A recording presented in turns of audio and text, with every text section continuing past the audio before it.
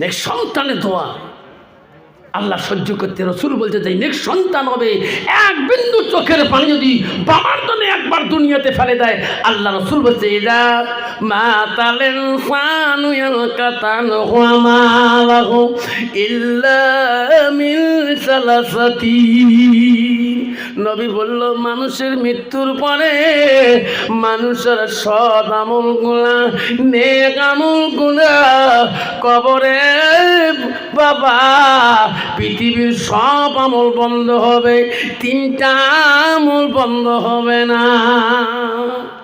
রাসূল বললেন বুখারী পৃথিবীর যত মানুষের মৃত্যুর পরে সব আমল পৃথিবীতে কবরের জন্য বন্ধ হবে, ইল্লা মিন সালাসাতি তিনটা আমল কবরবাসীর জন্য বন্ধ হবে না। কয়টা আমল? যখন কয়টা? রাসূল এক নম্বর বলল সাদাকাতুল জারিয়া। যারা দুনিয়ার বুকে নিজের মা নিজের বাবার জন্য সাদকা জারিয়া হিসাবে দান খয়রাত করবে। রাসূল বললেন ইয়ালতাবাহু বিহি শাইআন যারা ইলম শিখাইবে অপরকে শিক্ষা দিবে আল্লাহু সালিহু ইয়াদুলাহু নেক সন্তানের দোয়া কবরবাসীর জন্য বন্ধ থাকে না। পৃথিবীর সব আমল বন্ধ হবে, তিনটা আমল বন্ধ হবে। বিশ্ব রাসূল বাড়ির দিকে আসলেন, আসি হযরত আয়েশাকে জিজ্ঞাসা করল আয়েশা কিছু খাবার দিবে না? আয়েশা রে বাড়িতে কিছু খাবার আছে নাকি? আয়েশা হযরতে আয়েশা বলল গো নবী বাড়িতে রান্না করা কোনো বুদ্ধি ছিল না। আল্লাহ মেহরুল মিয়া আল্লাহ ৫,০০০ টাকা আদায় করে আল্লাহ ২,০০০ টাকা নগদ দিল। আল্লাহ মেহরুল ভয়ে দাও তুমি কবুল করে নাও, আল্লাহ তার জীবনের গুনাহ কিনি মাফ করে দাও। নাই তাকবীর। মেহুল আছে এখানে? বেটা কাই গো বাবা? মেহরুল ভাই ৫,০০০ টাকা ওয়াদা করে ২,০০০ নগদ দিল রাসূলের বাড়ি মোহব্বতের জন্য। ৩,০০০ টাকা নবীর বাড়ির খাতায় নাকি একটা তকবির লাগায়। নাই তাকবীর। দেখে মাওলা তাকায়া তোর বান্দা মেহরুল দান করিল ৫,০০০ টাকা, নেরে মাওলা কবুল করে। নবী বললেন আয়েশা কিছু খাবার আছে বাড়ি? হযরতে মা আয়েশা উত্তর দিলেন ওগো রাসূল আজ ২ দিন থেকে আমার বাড়িতে চৌখে আমি আয়েশাই জ্বলাইনি। নবীর স্ত্রী মা আয়েশা বলছো গো নবী আমার চৌখা জ্বলার মতো কোনো বুদ্ধি ছিল না, আমি কেমন করি তোমাকে খানা দিতে পারি? নবী বলেন আয়েশা রে আয়েশা খানা নাই নাই, আমি ফাতেমার বাড়ি বহুদিন থেকে যাওয়া নিয়ত করি, সময় হয় না। আজকে ফাতেমার বাড়িটা যাই রে আয়েশা, ফাতেমার বাড়ি গেলে আমাকে দেখলে ফাতেমা কত খুশি হয়ে যাবে। বাড়িতে রাসূল খাইতে পারল না। নবীর মনের আশা ফাতেমার বাড়িতে গেলে নিশ্চয় কিছু খেয়ে তার আম্মার খাতে নিয়ে আসবো। দরকার ঠিক না বেঠি? কি নাম বাবা? শাহিদ আলম। ৫০০ টাকা। আমার রাসূল বাবা কেউ যাবেন না। বিশ্বনবী ফাতেমার বাড়ির দিকে রওনা হয়ে যায়। ফাতেমার বাড়ির কাছে আসি ডাক মারে মা ফাতেমা আমি তোমার আব্বা এসেছি রে মা। ফাতেমা বলছে আব্বা আসেন বাড়ির ভিতরে। রাসূলুল্লাহ ফাতেমার বাড়িতে ঢুকলেন। ফাতেমা 2 চোখের পানি পড়া দেখলেন। বেটি রে তুমি প্রায় আসতে বলো, আজকে যদি আসিলাম তুমি কান্দো কেন? ও মা বোনের শোনো মা, ফাতেমা বলছে আব্বা আজকে তুমি আসিলে, আজকে একটা দানা দেওয়ার মতন আমার ঘরে কিছু না। আব্বা গো, তোর নাতি 2 দিন ধরে না খেয়ে বিছনায় শুয়ে আছে। বাবা নিজের বাড়িতে না খেয়ে চলে গেল, মনে করলো বেটির বাড়ি গেলে মনে হয় কতবা আমার মা খাওয়াবে, যেরকম ঠিক না বেটি? বেটি বলে আব্বা তোর নাতি 2টা না খেয়ে পড়েছে। আব্বা কান্দি, তোর নাতি 2 মায়া সহ্য করতে পারে না। নবী বলে আম্মা আমার ভাই 2টা কোথায়? ঘরের ভিতরে। আমার রাসূল কি মায়া রে, হাসান হোসেনের বিছানার কাছে গেলেন, দোনো নাতির কাছে তার সাথে দোনো নাতি নবীজির গালা ধরে কান্দে, নানাজি আজকে আমার বাড়ি আসলি রে নানা, আমরা তো কে দিয়ে সম্মান করব?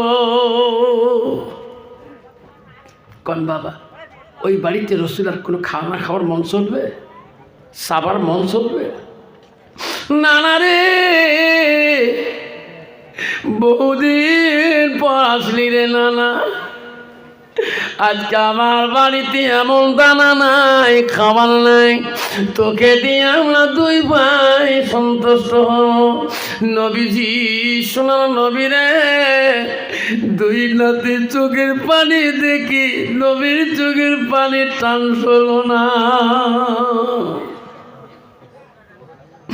ভাই খানা খাবো না, আমি তোমার 2 জনের খানার ব্যবস্থা করব। হাসান হোসেন নানা আমরা গরিব, এলাকার গরিব, আমরা এখানে কোথায় পাবে খানা আমার জন্যে? বলছে ভাই কথা দিলাম, আমি আজ যাই খানা নিয়ে আসবো, তোমার কাছে খাওয়া বস্তু আমি নিয়ে আসবো। আল্লাহ রাসূল বাড়ি থেকে বিদেশ সময় নাতিকে ওয়াদা দিয়ে গেছে।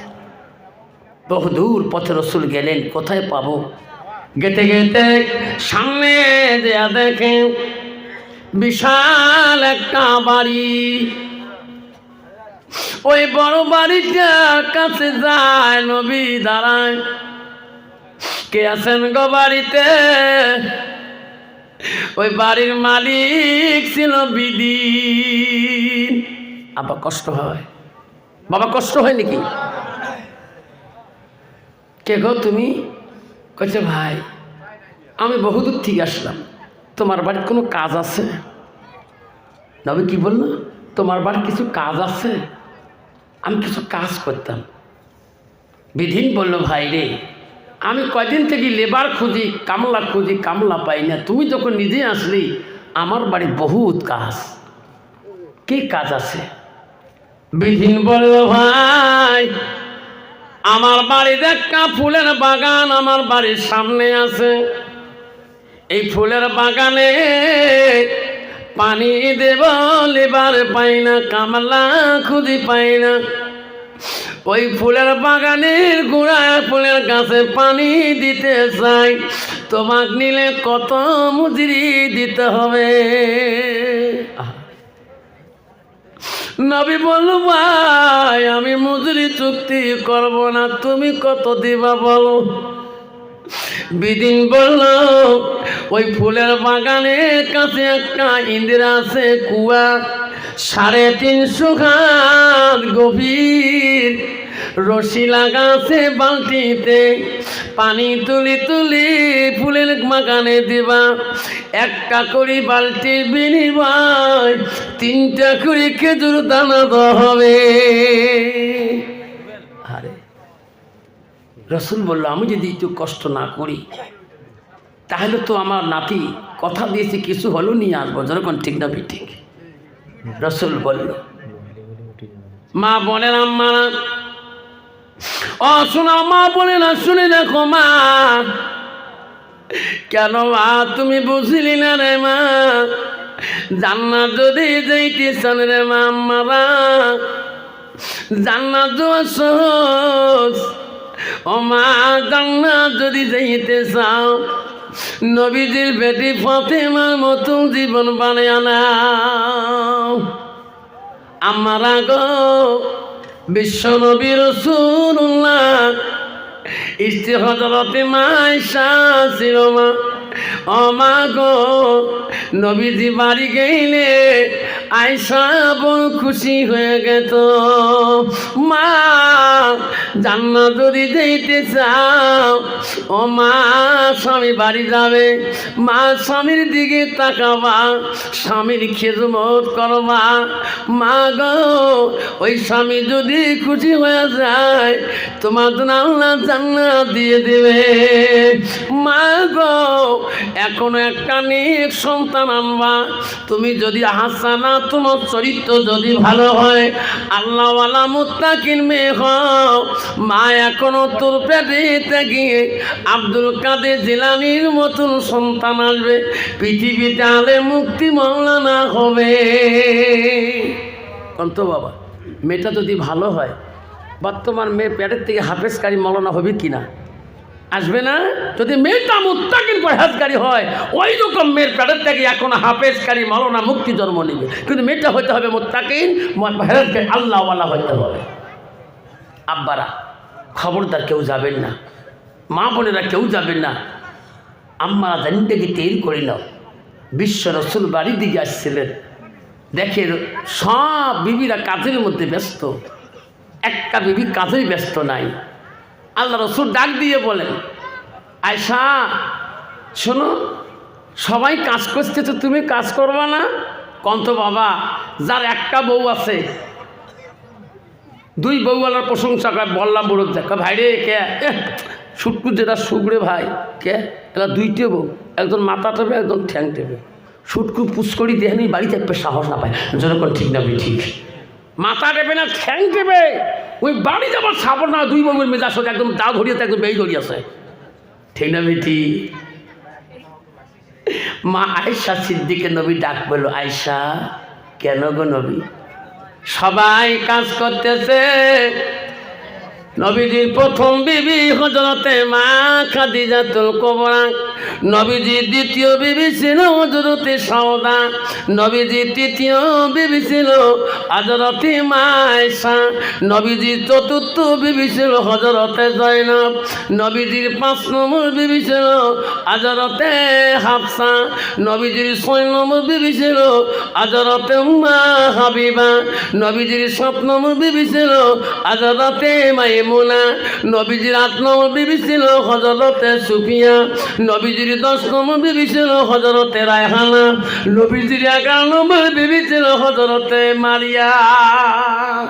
মা বোনেরা, নবীজির জীবনে ১১ জন স্ত্রী জীবনে চলে যায়। আব্বার আমার শোনার চানারা, এত বিবি ছিল নবীর কাছে, কোনো বিবি রসুলের মনে অন্তরে দুঃখ দেয়নি। জোরে বল সুবহানাল্লাহ, জোরে বল সুবহানাল্লাহ। কন্ত বাবা, বর্তমান যুগের নারীরা স্বামীর অন্তরে দুঃখ দেয় কিনা? দেয় কিনা? মা বোনেরা গো, শান্তি কেন নাই রে দুনিয়ায়, গজব কেন আসিল দুনিয়ায়,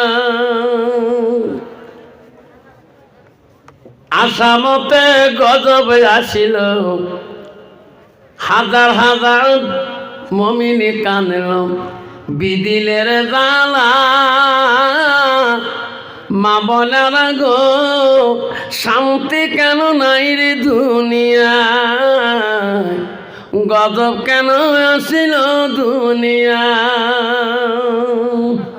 মদের বাজার গরম হইল, যুগের কোঠে মানুষ যায়, বাপের বিটা থুয়ে দিয়ে ঘরে জামাইয়ে বেটা হয়, নিজের বাপকে বাপ বলে না, নিজের বাপকে বাপ বলে না, শ্বশুরকে যে আব্বা কয়, মার কপালে ভাত জোটে না, শাশুড়িকে আম্মা কয়। ঠিক না? ঠিক।